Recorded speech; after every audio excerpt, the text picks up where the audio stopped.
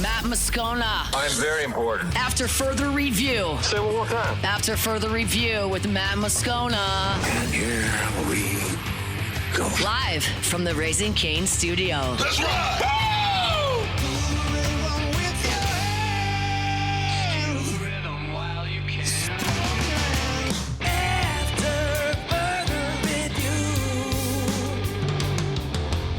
Off and running, hour number 2 after further review, presented by Don Juan Cigar Bar. Musso in for Moscona.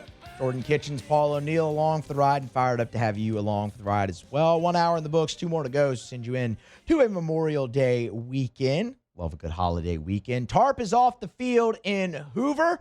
They'll get started in about 30 minutes from right now. The chalk lines are painted. Teams are in their dugouts. Texas and Arkansas, 30 minutes away from starting the quarterfinals of the SEC tournament. LSU saw their season come to an end in the SEC tournament on Wednesday night, 3-1. They fell to Auburn. Ryan Theriot, normally with us here on Fridays, whole hour. Couldn't make the whole hour, but said, hey, come hop on with you, talk some ball. Ryan, we appreciate it as always, man. How are you? News, I'm great, buddy. How about yourself? I'm doing fantastic, man. Like I said, holiday weekend. Looking forward to it. Love Memorial Day. Normally a big weekend for baseball, though, with the SEC tournament and the selection show. LSU won't hear their name called on that show for the first time since 2011. It's been a long time, and now they'll have to start a new streak. I kind of just want to leave it really open-ended for you. Why did it go so wrong for LSU this year? Man, this was a culmination of a lot of things, and you know, we've touched on many of them. I will bore the audience and just say a few of them that I believe. You know, I think that first off, the portal and the College World Series timing is ridiculous, and there needs to be some things done with the tampering. I also think that the draft timing is another thing that's an issue, and that's in all sports. I think that Jay Johnson and the LSU staff are the best at going out there and finding talent. But when you have an opportunity to win in Omaha and you decide to take your eye off that prize and go hit the recruiting trail or make late-night phone calls, I think you're selling yourself short. I mean, the goal for the whole thing is to win the last game that you play. And, look, man, if I got to trade a championship for a down year, because that's the way that the timing sets up and what's going to happen, then I'll do it every day of the week and twice on Sundays. Okay, I'm glad you brought up the college baseball calendar because it stinks. It does. And it's horrible. And there's going to be some changes coming. So I don't think it's going to be portal, but you brought the draft up. And as soon as you went into the portal, I plan to ask you about the draft. Yeah. They've moved it to July, which in theory is great because the players can focus on baseball. They're not having to play super regionals and worry about getting drafted. But then again, that is a very select few of the players that have to worry about that.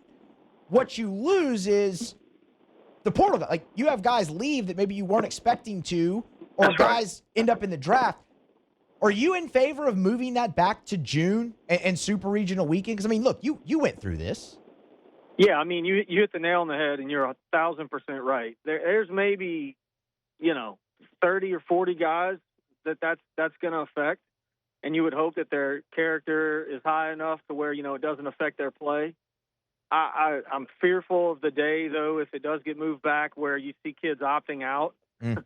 I mean, we're seeing it in football. I mean, I don't have the answer for it. But yeah, I mean, that's what I would do. The timing with the portal and everything just makes it really, really difficult, man. And look, here's another thing, and I know that we've added a few paid coaches for baseball, but I mean, I go to these basketball games, man, and they got more freaking coaches than they do players, okay? Yeah. You've got, LSU just brought my man Ronald Dupree on as a general manager. The fact that the LSU baseball team doesn't have a paid general manager that can go out there and help do some of these things for Jay and the boys is an absolute joke. All of that falls on their shoulders from it's a salary, basically a salary negotiation. It's a roster management. It's, by the way, we got to coach the team too. It's just a lot, man. And look, I'll state the obvious. They missed in the transfer portal. Why did they miss? I'm going to think and say that it's because we were trying to win a national championship. I know that the dollar amount that LSU was given to go spend this year was not even close to comparative to the other folks that we had to play against, and so that has been rectified, I believe, and I think they'll have a little bit more cash to play with. But ultimately it was just you had some guys that we had hoped that would have great years on the mound that just didn't, and then the transfer portal didn't work out, man. I want to ask you about the portal in a moment, but one more about kind of this season before we start to look forward. And I'll ask you a question that was asked of me earlier. Was there a moment this season where you were watching that it kind of set in for you that you were like, probably not going to end the way they want it to this year? Yeah, and I can't identify the exact moment, but I remember the game because, my memory stinks with stuff like that. But I remember watching, and Caraway swung at a ball that was about 8 feet outside of the batter's box. In that game, York didn't have a great game either. And I was just sitting there thinking, man, I heard these names this offseason, and, these guys can't, they can't bring us to Omaha. I mean, and I'm not taking shots at the kids, but it just is what it is. I mean, they didn't do what they were supposed to do, or we had hoped that they would do. On the bright side, I think Omar Cerna is unbelievable. Maybe going to be a top 3 pick, and going to play in the major leagues for a long time. I think Cade Arambidi is going to play in the major leagues for a long time. I think that William Schmidt and Kason Evans also are big leaguers, and you've got some freshmen that were able to come in. The biggest problem for this team too was there was no real core group of guys.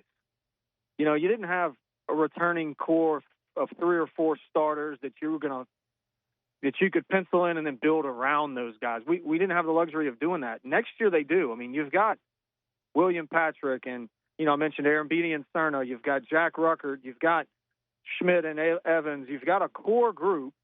So the job is much easier for Jay. Now he can just supplement around those guys. And that's the thing we kind of talked about all the way down the stretch, right? Is you got these young guys, a lot of action, and they had success. It didn't necessarily turn into wins, but they had success. And the other thing, Ryan, that I mentioned earlier, man, is early in the year, the response from this team wasn't great. That improved over the course of this thing, where they were fighting tooth and nail and showing up to the ballpark believing they were going to win, even though it wasn't happening for them. And I look at that and I say, man, that's what a championship culture is built upon too, is these guys going through this battle and realizing that, man, you got to go up there and fight and play and compete every single day regardless. It makes it a lot easier to do when you're winning in the future.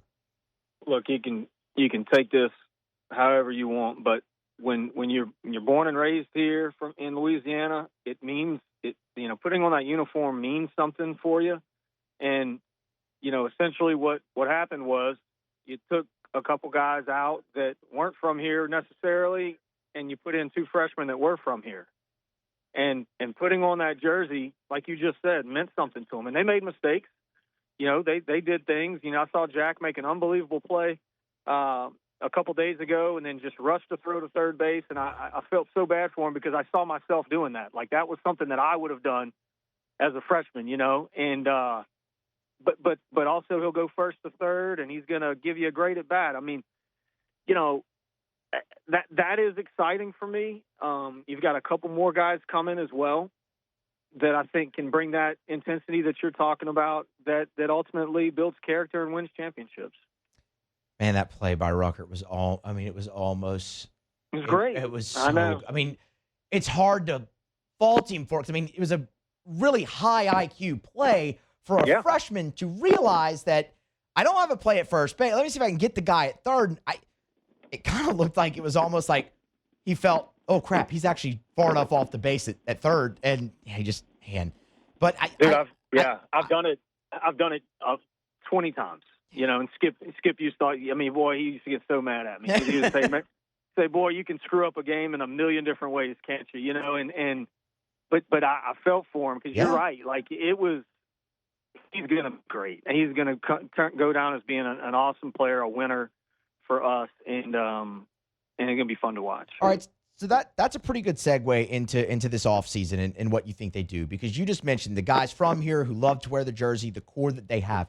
Jay has mentioned retention and that being their main goal. But we also know that they're going to go into the transfer portal. They need to go into the transfer portal to get a few pieces that can really make a difference. What balance do you think Jay tries to strike this year between retention and portal? I mean, Musso, I think he loads up on arms. I mean, I think you have to. I mean, they flashed the stat on the TV when we were watching the games. SEC, I mean, we're dead last in every category from a pitching standpoint. So, I mean, I would say that, you know, you've got Evans and Schmidt and maybe 2 or 3 more guys that'll stick around. But I think we're going to see a new look pitching staff, both starters as well as bullpen, and that's got to be the focus for me. One more. Does that worry you? Because, I mean, a lot of the times it does go so bad and everybody wants to just blow it up, right? Blow it all up, start from scratch. But sometimes that doesn't work either. I mean, is there a level of concern for you there with such an overhaul of the pitching staff?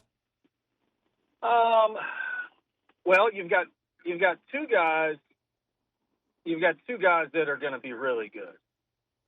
You know, so that piece of it doesn't really scare me. No, I think you've got. I think you go get a bunch, man. I mean, I just and you just kind of see what happens, and it's going to take some time probably for everything to pan out and see what's what. But I mean, you know, I don't think you have a choice. That doesn't scare me. The pitching piece doesn't scare me nearly as much as going to get a hitter and seeing if that's going to translate from a different league, because the stuff is the stuff, you know, like I watched I think it was the Big Ten tournament last night. It was Ohio State and Michigan, which is a different level of ball for sure, but they had 2 or 3 arms. Dude, they had 2 or 3 arms. I'm like, man, we could have used those guys.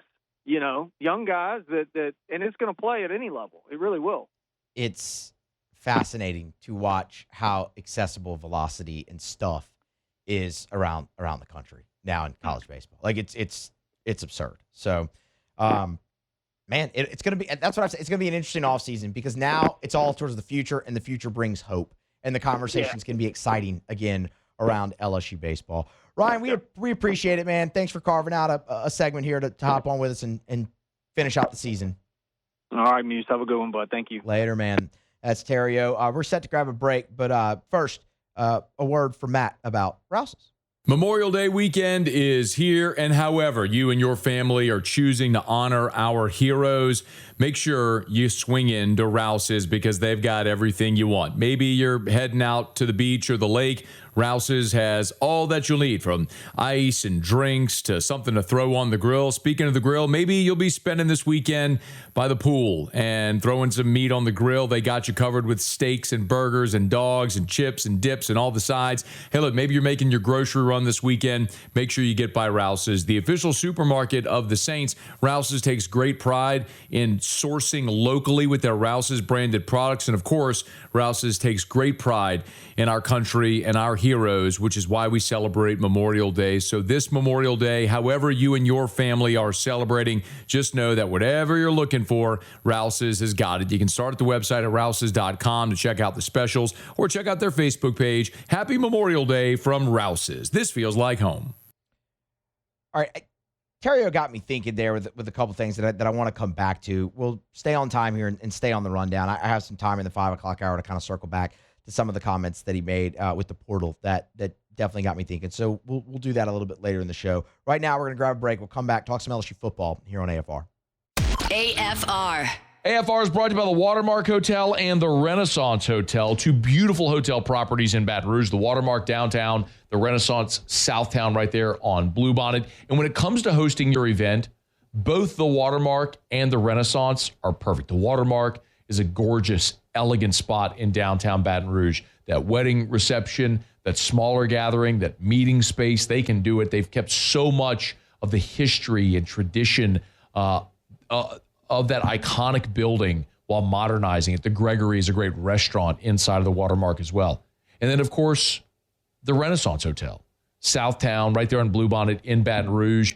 It's more modern. It's a gorgeous, gorgeous hotel property at the Renaissance Hotel where they have meeting space that can accommodate up to 500 people, 7,000 square foot of meeting space, perfectly located right off of Bluebonnet and I-10. It's the Watermark and the Renaissance Hotels in Baton Rouge. Love telling you about River Parish Contractors. rpcontractors.com is the website if you're looking for work, or you may not even know you're looking for work. River Parish Contractors, you need to make this call. Call Big Jake over at River Parish Contractors because they got tons of work lined up. So you want overtime? They got as much overtime as you want. So you never have to. A lot of places want to hire, give you a good rate, but they don't want you to work overtime. Not a River Parish Contractors. They got as much overtime as you want to work. You want to work night shifts when it's cooler? You could do that. You want to work day shifts? Got it. Look, there's no rainouts. They have amazing benefits. They've got PTO. If you're a welder, pipe fitter, pipe cutter, you got to get in touch with my friends over at River Parish Contractors. Call Big Jake or go to rpcontractors.com, rpcontractors.com. Right there in Reserve, River Parish Contractors, rpcontractors.com. After Further Review with Matt Moscona, presented by Don Juan Cigar Bar.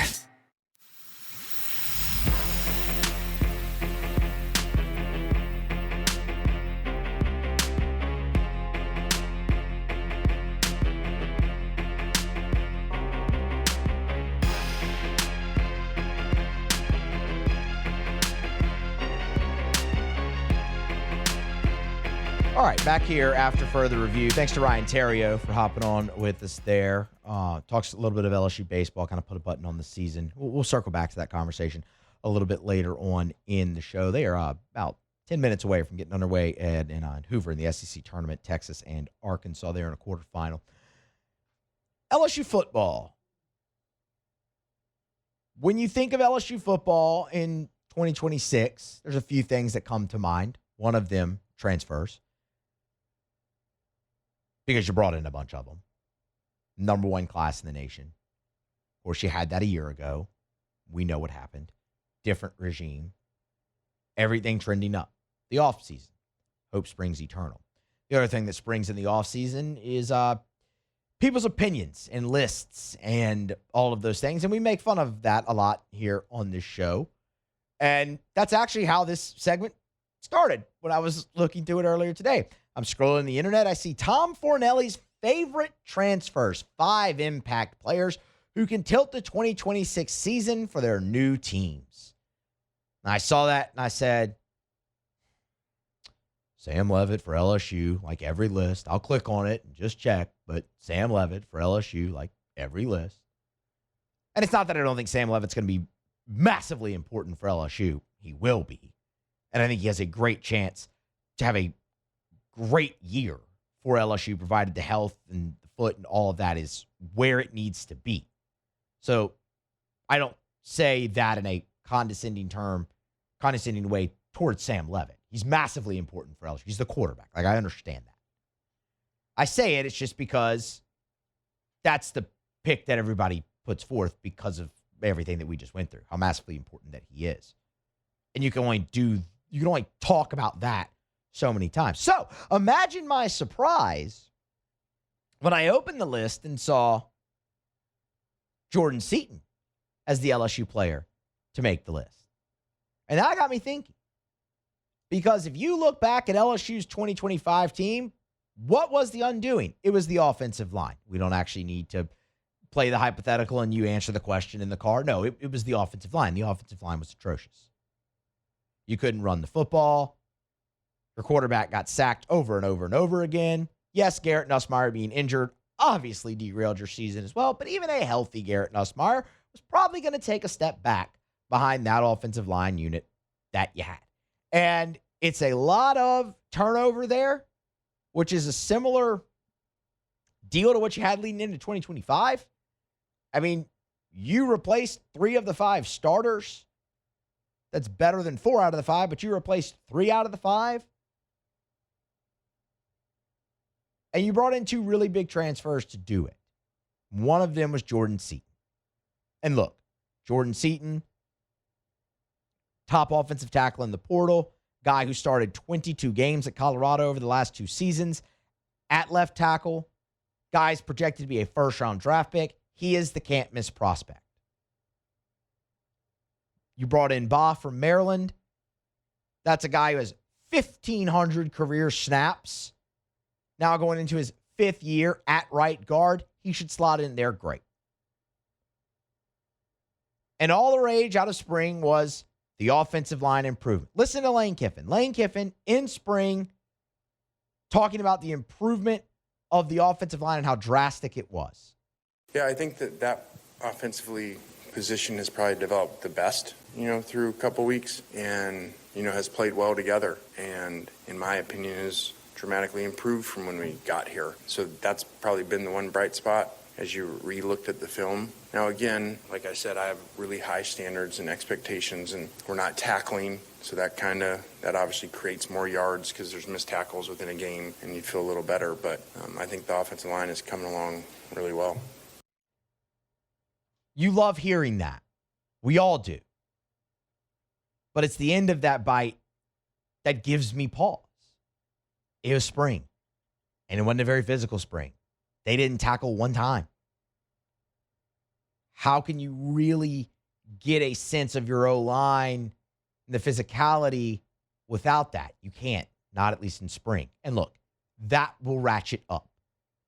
They'll get that in fall camp, and we'll really be able to see them work. But it's the work that's the sign of the improvement.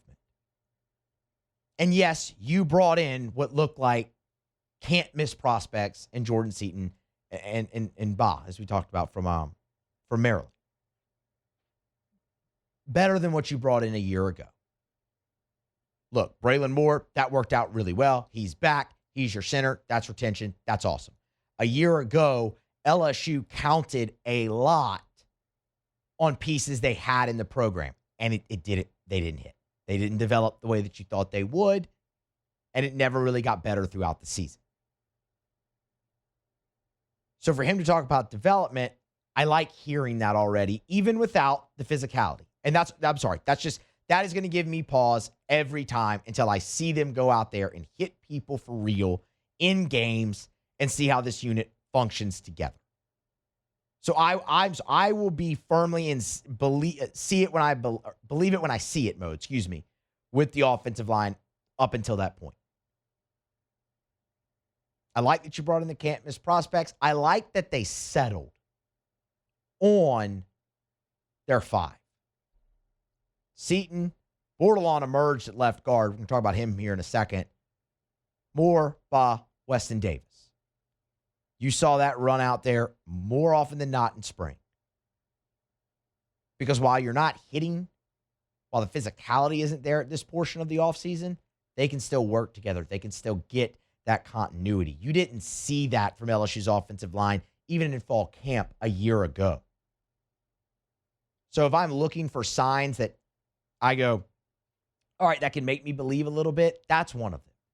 That those 5 really got to play the majority of spring together. I mean, what was it in a week leading up to the opener? You rotated in Carius Kern with the ones at right tackle a year ago. It's a week before you're going to play the game. Continuity's huge there. And then you look at a guy like Bo Bordelon who really emerged, who's been in the program for a while and emerged. That shows development. This was Lane Kiffin back in spring on the emergence of Bordelon. What? Oh, okay. We can come back to it. But that's like, if you're looking for things that make you believe, that's one of them. The emergence there of a guy who has spent a lot of time in the program, has waited his turn, got some opportunities in bowl games, and then really took hold of that left guard job here. Again, Lane Kiffin in spring on Bordelon. He's just done a really good job. We moved him into guard and had a competition going there, and as of Saturday, won it, even though obviously we're not playing a game. But we don't just make a depth chart and you stay there. If you get outplayed, we move the depth chart, daily. And he's been doing a great job. and deserved the right to go in there and start, and did a good job and play tackle and guard. And I mean, I think coaching, that has nothing to do with whoever the coaches were before. Nothing to do with that. Coaching always, sometimes fresh starts are good for players, and guys come in and see different things or a different system. And our line coaches have been really excited about him from day one working. James Craig had a background with him back from when he was in high school, and so he's done a good job. They gloat about it. And I love the way we make a depth chart. It's not just you stay there. And again, doesn't that go to what we were talking about getting all those reps with those 5? That's another sign to be, all right, yeah, that can work. You'll have Weston Davis back. Not a finished product. We know that. Had some moments late in the year.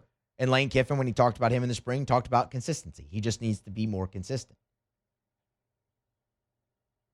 So you've seen those 5 really get a lot of work throughout the spring. They'll continue to go into the summer and into the fall. And the other part of this is now continue to develop your 2s. Because injuries happen, especially on the offensive line. If you go all the way through a football season without an injury on your offensive line, you're going to like the way that season ends for you. It remains one of, for me, probably the second biggest storyline for this LSU offseason is how that unit develops. Because Sam Leavitt, yes, that's the biggest storyline, but he might not be fully ready to go week 1 with his full arsenal. He'll play, but it's probably going to take him time to get back used to the game flow and the speed of football and getting hit. Having a really good offensive line in front of him makes that transition back into the game a lot easier for him. We'll continue to watch it all throughout the summer and into fall camp. The offensive line for the second straight year, really, really intriguing for LSU. All right, we're due for a break here, but first, Parish Restoration. Matt?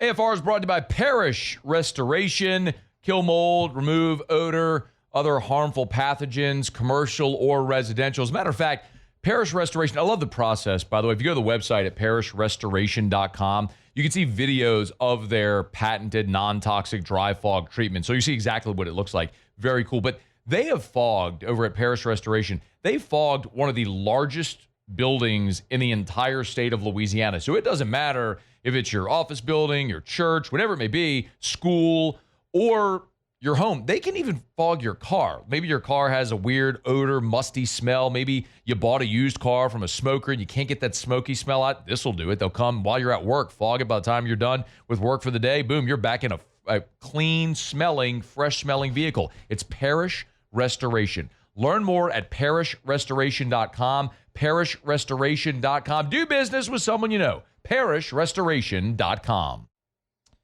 All right, we're going to grab a break, come back on the other side. We're halfway home here on a Friday edition of AFR presented by Don Juan Cigar Bar. We'll continue the football talk, but we'll flip it to the black and gold next here on AFR.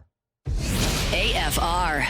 We're brought to you by Clegg's Nursery with 4 locations in the greater Baton Rouge area. Siegen near Airline, LA 16 in Denham. Mid-City on Don Moore, Garden Center on Greenwell Springs. You know those 4 locations, and what an awesome time to get by Clegg's Nursery because they still have every single day shipments of flowers coming in, plants, trees, shrubs. You want to beautify the exterior of your home. You want to add that pop of color to your flower bed, to your patio pots. Maybe you got unwanted pests like ants or snakes or mosquitoes, wasps. They can help you take care of all of them. Maybe you got weeds coming up in your lawn. You want to get rid of that. Maybe you got dead spots in your lawn. The horticulturists, the professionals at Clegg's Nursery have the knowledge, the know-how, the expertise, and all the products you need to win Yard of the Month every month for your whole life. Guaranteed. Actually, I can't back that up. You have to do some of the work, too. After further review with Matt Moscona, presented by Don Juan Cigar Bar. Brought to you by Parish Construction Roofing, parishbuilt.com, parishbuilt.com. Tell you every day, do business with someone you know. That's me and Theriot and Richard Tilley and Joe Morales and Trent Davis and our whole staff. And we appreciate everyone so much who's giving us the opportunity. Our commercial roofing manager, Matt Pearson, sent us all a text that We were just awarded a large commercial roofing job today, and they heard us talking about it. And yes, of course, at your home, any roof repair, replacement, we love to help you out. We can install gutters for you. We do soft wash, do all of it. But I want to remind you that we are a commercial roofing company as well. So if your commercial building needs a new roof or repair, you have any issues whatsoever, we have the best guy. We went and scoured the world and found Matt Pearson in Florida, and we brought him to Baton Rouge. I'm convinced there's not a soul alive that knows more about commercial roofing than Matt Pearson. So if your commercial building is having any roof issues, roof repair, replacement, or you just need options, trust me, have a conversation with Matt Pearson. We'd love to help you out. Parishbuilt.com, parishbuilt.com. Back here, AFR, Friday edition, presented by Don Juan Cigar Bar. Musso in for Moscona. Scona's back Wednesday. So we'll finish up the last hour and a half here, take Memorial Day off. I'll be back in the chair on Tuesday, and then Scona's back on Wednesday. All right, let's talk some black and gold, some New Orleans Saints. And let's kind of dive into a conversation that's been asked a lot. CBS Sports, they posed one question for each top 2025 draft pick from a year ago. And for Tyler Shough, this shouldn't be a surprise with the question. It's the question everybody's asked. Can Tyler Shough show he's a franchise quarterback? So I want to dive into that a little bit and what that actually means. What would you consider Tyler Shough showing in 2026 that would give you the confidence and prove to you that, yes, he's the franchise quarterback for the New Orleans Saints going forward? That's where I want to take this question. And that's not this segment. And that's not a rhetorical question. I actually want you to answer. You can text in 499-1045. Send it to me on Twitter, Bayou Ford YouTube chat. I actually want feedback. Because I think there's two different ways to look at this, right? Tyler Shough, a year ago, finished second in Offensive Rookie of the Year voting, completed 67% of his pass, 2,300 yards, 10 touchdowns, 6 picks, the 4-1 record in the last 5 games. That's what everybody points to. And he did it with a mash unit around him, basically. The Saints were incredibly injured. I mean, you had Audric Estime running for 100 yards late in the season. That's where you were at the running back spot. Chris Olave was your only receiver. And that's what set the table now for this season, the expectation and this conversation. So I think there's two different ways to look at this. Can Tyler Shough become a franchise quarterback or show that he's the franchise quarterback? What do you need to see? I think there's two options. One, he goes out there, has a great year, the Saints win the division, and they go to the playoffs. I think we could all agree if Tyler Shough does that in his first full season starting, we would all look and go, yep, he's the guy. He's the guy for Kellen Moore's offense. He's the guy for this franchise going forward. But let's be honest, that's a long shot still of happening. Okay, the Saints are not the favorite to win the division in Vegas. Their win total is 7.5. And they're only favored in 5 games, even with their win total being 7.5. Vegas is telling you there's still a lot of losing probably ahead for the New Orleans Saints in 2026. So if that's your bar, right, if that's where you're looking at Tyler Shough and going, for him to prove to me he's the franchise quarterback, he needs to do that, win the division, take you to the playoffs in his first full season starting, you're probably going to be disappointed. Because while the Saints did a lot offensively to help Tyler Shough, I have questions about the defense still. Demario Davis is gone. And he was still an extremely productive player. He was a team leader for you, the team leader for you. With all due respect to Caden Ellis, you don't just walk in and replace that. Even with somebody who, in Ellis, was productive, and you saw, him in this, franchise before with Davis, that's still really difficult to replace. Cam Jordan, what does his future hold? It's a guy who had 10.5 sacks a year ago, or 10 sacks a year ago in a veteran role, but again, another team leader. Chase Young, Carl Granderson, you bring in Wilson. Like, you look like you've done well there, but you're still weak at cornerback. You weren't able to address that in the draft the way you wanted to. You've made some moves in free agency, right? With Martin. But that's still a question mark for me. And you know what? I think Brandon Staley's a great coach. I think he's going to have those boys playing some really good defense at some point this year. But that brings in the second option for Tyler Shough. Let's say Tyler Shough goes out there, completes 65% or above of his passes yet again, starting a full season, throws for more than 3,000 yards. I'd say 3,500 and up. Touchdown to interception ratio improves a little bit. Touchdown number goes up. But you don't win the division and you miss the playoffs because you dropped a key game here or there. And maybe your deficiencies defensively were a little tougher. Or, hell, your offensive line got hurt again. But Tyler Shough goes out there, puts up great numbers. The Saints have a successful offensive year, but they fall just short of the playoffs. I'll tell you right now, for me, that would do it. I would leave that season thinking, all right, no, they got some holes to fill around him still. But Tyler Shough's really got something to him now. You saw it in the back half of his first year, and now you saw it for a full year, and the numbers were there, and the production is there, and it didn't lead to all the wins you wanted to, but it really wasn't on Tyler Shough. That would give it to me, tell me that, all right, yeah, you've got a guy there. He can be the franchise quarterback that the Saints have been looking for since Drew Brees retired. And I'll tell you right now,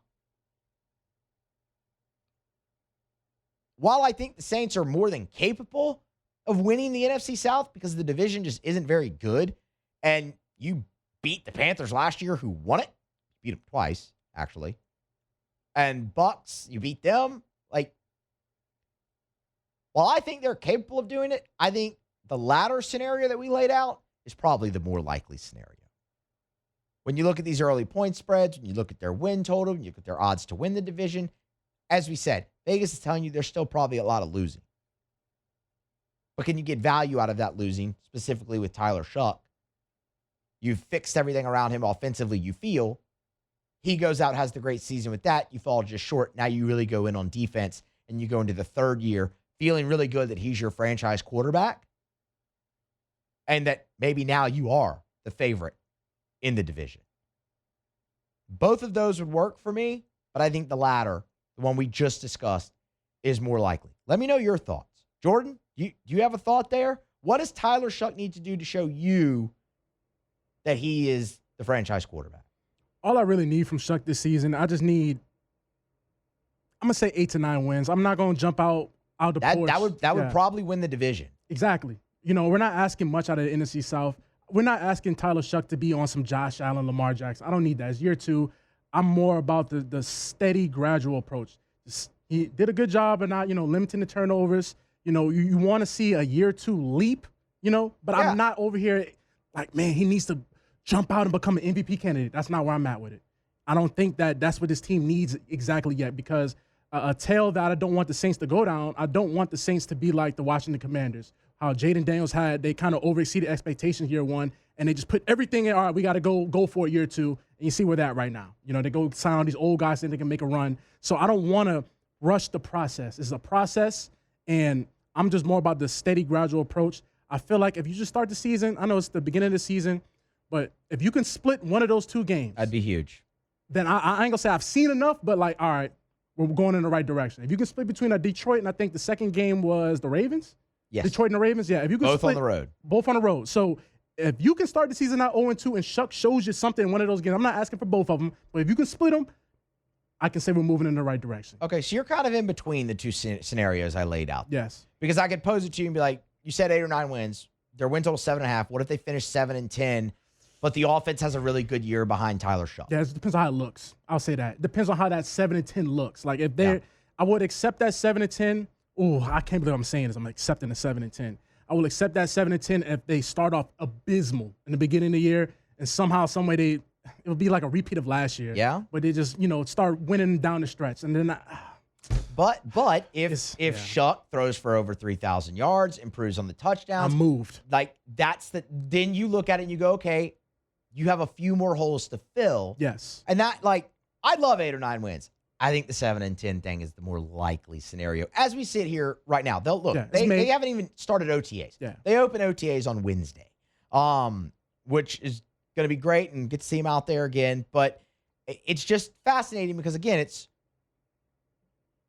you can look at it from two different ways. What does Tyler Shough need to show you? We'll see what he does. But one thing's for sure. Optimism is about as high around the Saints right now as it has been since Sean Payton's last season. I think that's a fair assessment. That's a good place to be after, a 6-win season a year ago? 5. A 5-win series season a year ago. That's right. They lost that last game to Atlanta.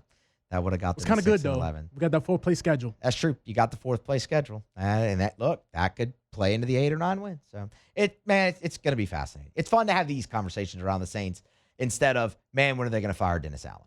All right, we're going to grab a break, come back on the other side. We'll wrap up hour number 2, Tigers in the pros. That's next here on AFR. AFR.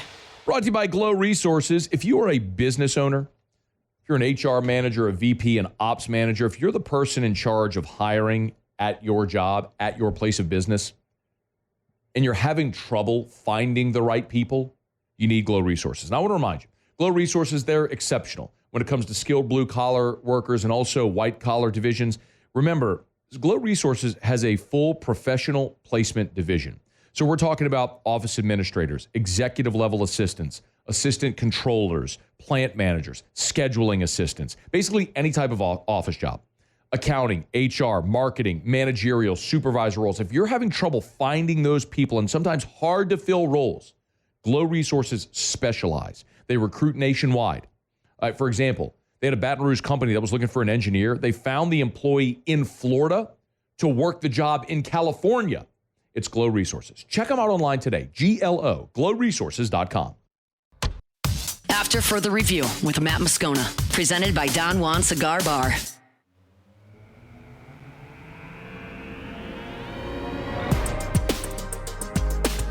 Brought to you by Shawbills Tire and Auto Service, ShawbillsTire.com. 18 locations in South Louisiana. Find the location nearest you at ShawbillsTire.com. Bumper-to-bumper auto service and name brand tires at wholesale prices. They will always find a way to get you the best possible price for the best possible tires on the road. That's what they do at Shawbills. And when they get you in by selling you the best tires, the cheapest price possible, they're going to treat you like family, and they're going to treat you so good, you're going to keep coming back year after year after year, every time you need anything for your vehicle. Tires rotated, oil changed, check engine light on, brakes squeaking, whatever's wrong with your vehicle, bring it to Shawbills. Let them give it the once-over, and you can always schedule online, so it's convenient. ShawbillsTire.com. Find the location nearest you at ShawbillsTire.com. Shop tires online at ShawbillsTire.com. Be sure to ask about the Shawbills credit card as well, because you can save $50 off your first purchase when you use the Shawbills credit card only at Shawbills. All right, wrapping up hour number 2 here on a Friday edition of AFR. Let's do it. Tigers in the pros. Tigers in the pros. They still bleed purple and gold. They're just really rich now. John Harbaugh met with the media earlier. Yes, that's New York Giants coach John Harbaugh, which is still weird. He was updating Malik Neighbors. Of course, Neighbors tore the ACL last September, had surgery, had a second procedure. He was asked about his status, or Harbaugh was, that of Neighbors' status as the season approaches. Said it's just impossible to predict. The knee injury is not simple. Of course, Neighbors, along with the ACL, had other ligament damage in his knee as well. And according to John Harbaugh, he's still in the middle of it. If you listen to Malik Neighbors and his rehab, he said he's going to be out there week number 1 when they open up on Sunday Night Football against the Dallas Cowboys. John Harbaugh not quite there yet on Neighbors. We'll continue to keep you updated there. Dylan Cruz wore the collar 0 for 3 on Thursday in Major League Baseball. The Nats lost that series finale 2-1 to the New York Mets. Kevin Gausman will be on the bump tonight for the Toronto Blue Jays as they host the Pittsburgh Pirates. We were so close to a Paul Skeens Kevin Gausman matchup, but nonetheless, Gausman will be there. 3-3, a 3.45 ERA, 53 strikeouts in 57 1/3 innings, just 9 walks so far for the Blue Jays ace. And then WNBA action tonight. Angel Reese and the Atlanta Dream, they'll be in action. Reese on the season so far averaging 10 and 12. She'll go for another double-double with her new squad here on Friday night. That is Tigers in the Pros. This is a Friday edition of After Further Review. Musso in for Moscona, presented by Don Juan Cigar Bar. Putting a button here on hour number 2. We'll grab a break, come back. Sports Center on the other side for national headlines. And then the Pardon My Take boys, they just made their rounds around Louisiana. We gave you some tidbits from Lane Kiffin on the show earlier this week. Kellen Moore joined PMT. We'll tell you what the Saints head coach said next to start hour number 3. AFR. Brought to you by Evermore. Drink Evermore, EVAMOR, evermore.com, evermore.com. For elite athletes, for someone who just wants a healthier lifestyle. Maybe you're a parent, you want a healthier option for your children. Evermore is a great option. I would highly encourage you, bottom line, if you're drinking tap water, don't. Bare minimum, filter your tap water. But the best option is Evermore. This is natural artesian water. It's underground aquifers on the north shore of Lake Pontchartrain, right there in Covington. They dug a well into that aquifer, and I mean, it's literally thousands of years in the making. That's why they call it Mother Nature's masterpiece. That's what they're pulling out of the ground. The only filtration is take like the sediment from the ground out of the water, and it goes right into the bottle. So it never touches air until you uncap it, take that first delicious sip. Learn more where you can buy it, great retailers or online, EVAMOR, evermore.com.